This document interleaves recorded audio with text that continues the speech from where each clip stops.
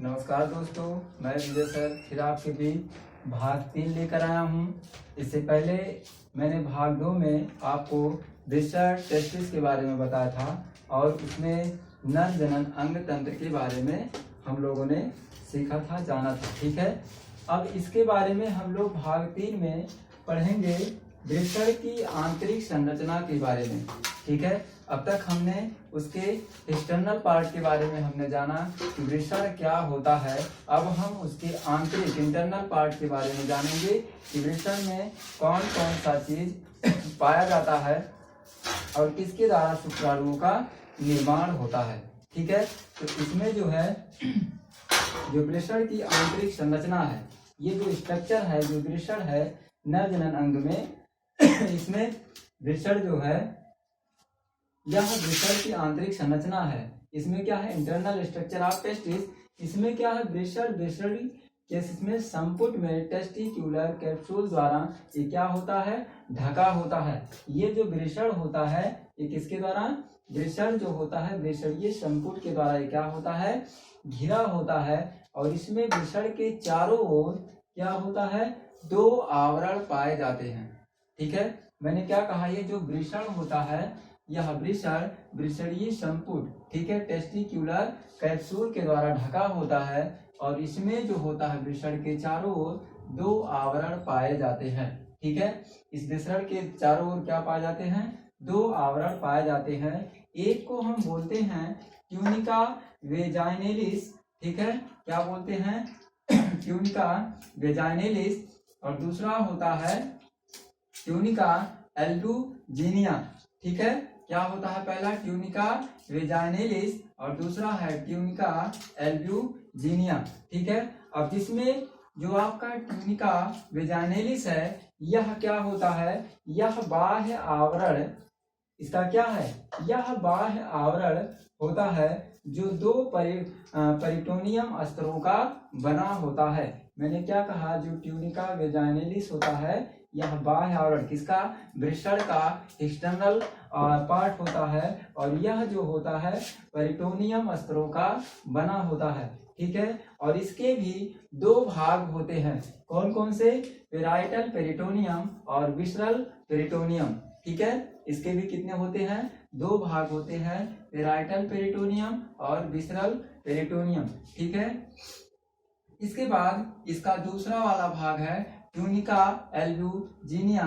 यह जो होता है यह आंतरिक स्तर होता है, इसका, यह इस विसरण का जो इंटरनल पार्ट होता है उसमें यह होता है, जिसको हम बोलते हैं यह आंतरिक स्तर होता है जो संयोजी ऊतक का बना होता है। ठीक है, क्या होता है, संयोजी ऊतक का बना होता है। संयोजी मतलब जो कनेक्टिव टिश्यूज होते हैं, वह मतलब आपस में सारे सेल्स को जोड़ने का कार्य करते हैं। ठीक है, और इसमें यह ब्रेस्ट के अंदर की ओर वलित होकर अनेक परतों का निर्माण करता है। ये क्या करता है, अनेक परतों का निर्माण करता है जिन्हें ब्रेस्ट मीडियास्टिनम कहते हैं। क्या बोलते हैं, जिन्हें ब्रेस्ट क्या कहते हैं, मीडियास्टिनम कहते हैं। और इसके कारण मनुष्य में जो ब्रेस्ट होता है, ब्रेस्ट में लगभग 250 से या 300 ब्रेस्ट पालियां, या जिसको हम कंपार्टमेंट बोलते हैं या जिसी को हम टेस्टिक्यूलर लोब्यूल कहते हैं, इसका निर्माण होता है। ठीक है, और प्रत्येक पाली में क्या होता है, 2 से 3 शुक्रजन नलिका सेमनीफेरस ट्यूब्यूल होता है। ठीक है, और यह संयोजी ऊतक क्या होता है, इसमें संयोजी ऊतक भरा होता है। ठीक है, और इस संयोजी ऊतक को ही हम क्या बोलते हैं, अंतराली ऊतक या अंतराली कोशिका कहते हैं। ठीक है, क्या बोलते हैं, अंतराली ऊतक या अंतराली कोशिका कहते हैं। इसी को हम इंटरस्टिशियल सेल कहते हैं या इसी को हम लीडिंग कोशिका कहते हैं। ठीक है, और इसी में नर हार्मोन जैसे एंड्रोजन या टेस्टोस्टेरोन नामक हार्मोन क्या होते हैं, प्रोड्यूस होते हैं। ठीक है, और इसमें जो होता है यह जो शुक्रजन नलिका होती है, यह जैसे क्या है, मान लो यह नलिका है और इसी नलिका में अगर हम इस नलिका को काट के देखेंगे, ठीक है, तो इस प्रकार से संरचना दिखाई देती है। ठीक है, क्या होता है, इस प्रकार से संरचना दिखाई देती है। और इसी को हम, इसमें 2 सेल प्रेजेंस होते हैं, और पहला होता है शुक्रजन कोशिका स्पर्मेटोगोनिया, और दूसरा होता है सर्टोली कोशिका। ठीक है, अब जिसमें जो शुक्रजन कोशिका होता है स्पर्मेटोगोनिया, यह जो होता है अर्धसूत्री विभाजन कर शुक्राणु का निर्माण करती है।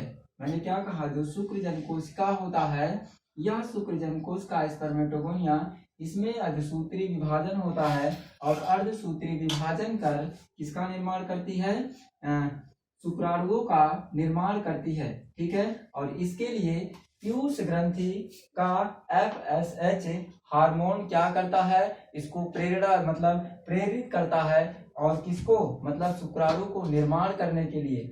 ठीक है, और जिसमें दूसरा है सर्टोली कोशिका का सबसे महत्वपूर्ण भाग होता है, क्योंकि यह बन रहे शुक्राणुओं को क्या करता है, पोषण प्रदान करने का कार्य करता है। ठीक है, तो इसमें सर्टोली कोशिका की खोज जो है एनरिको सर्टोली किए थे, और इसीलिए इनके नाम पर ही सर्टोली कोशिका रखा गया। ठीक है, और यह जो है केवल स्तनधारियों में ही पाया जाता है।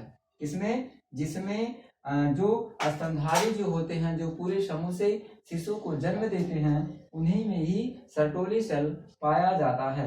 ठीक है, जो शुक्राणुओं को पोषण प्रदान करता है। ठीक है, जिसमें एंटी मुलेरिन हार्मोन का श्रावण करती है। ठीक है, और यह जो है भ्रूण में मादा जो जनन वाहिनियों के विकास को क्या करता है, रोकता है, और इसमें मनुष्य में जो शुक्रजन हर समय बनता है, वह लगभग कितने 72 घंटे का समय लेता है। ठीक है, तो ये था आपका किसमें, वृषण के आंतरिक संरचना के बारे में। ठीक है, तो इसमें हम स्ट्रक्चर के माध्यम से आपको कुछ और बता देते हैं कि किस प्रकार से किसका निर्माण कहाँ पर होता है। ठीक है, कि सर्टोली कोशिका क्या होता है और इसका निर्माण किस प्रकार से होता है।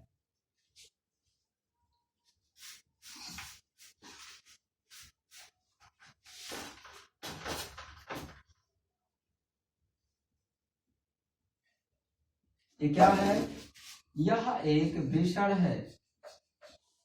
ठीक है, ये क्या है, एक वृषण है, जो मनुष्य के उदर गुहा के बाहर प्रजनन होता है, और यह एक जोड़ी में होता है, जो एक वृषण जो होता है वृषण, यह वृषण कोश में क्या होता है, पाया जाता है। ठीक है, तो ये जो वृषण होता है, ठीक है, ये क्या होते हैं, ये जो वृषण होता है, तो इसमें मैंने क्या कहा कि कुछ इस प्रकार से लगभग, ठीक है, इस प्रकार से लगभग 250 से 300 के लगभग कुछ कंपार्टमेंट होते हैं, कंपार्टमेंट होते हैं। ठीक है, इसे हम वृषणीय पिंडक कहते हैं। क्या कहते हैं, इसे हम वृषणीय पिंडक कहते हैं। ठीक है, और इसी वृषणीय पिंडक में ही लगभग 2 से 3, ठीक है, 2 से 3 शुक्रजन नलिका होती है। ठीक है, 2 से 3 शुक्रजन नलिका होती है। इसको हम क्या बोलते हैं, शुक्रजन नलिका। ठीक है, और इसी नलिका में मैंने क्या कहा कि इसी नलिका में जो होता है, कौन से ऊतक, अंतराली कोशिका ऊतक, इसी में क्या होती है, एक प्रकार की सेल होती है जो इसी में पाई जाती है। इसको हम क्या बोलते हैं, अंतराली कोशिका। ठीक है, अंतराली कोशिका, ये क्या है, वृषण है। ठीक है, या इसी को हम लीडिंग कोशिका बोलते हैं, लीडिंग कोशिका। ठीक है, अब इन्हीं के द्वारा जो होता है क्या, एंड्रोजन या टेस्टोस्टेरॉन नामक हार्मोन क्या होता है, रिलीज होता है। ठीक है, कौन सा, एंड्रोजन और टेस्टोस्टेरॉन ठीक है, क्या होता है, रिलीज होता है। ठीक है, अब इसी शुक्रजन कोशिका को, नलिका को अगर हम बाहर निकाल कर देखते हैं तो जैसे यह क्या है, यह एक नलिका है। अगर इसको नलिका को बीच से काट कर देखा जाएगा, जैसे मान लिया नलिका है, इसको काटेंगे तो इस प्रकार से इसका क्या बनेगा, एक शेप बनेगा। ठीक है, इस प्रकार से शेप बनता है और इसमें दो तरह के सेल पाए जाते हैं। ठीक है, दो तरह के सेल पाए जाते हैं। एक को हम बोलते हैं शुक्रजन कोशिका, ठीक है, इन्हीं शुक्रजन कोशिका के द्वारा ही शुक्राणुओं का निर्माण होता है। ठीक है, और दूसरा जो होता है इसी को हम सर्टोली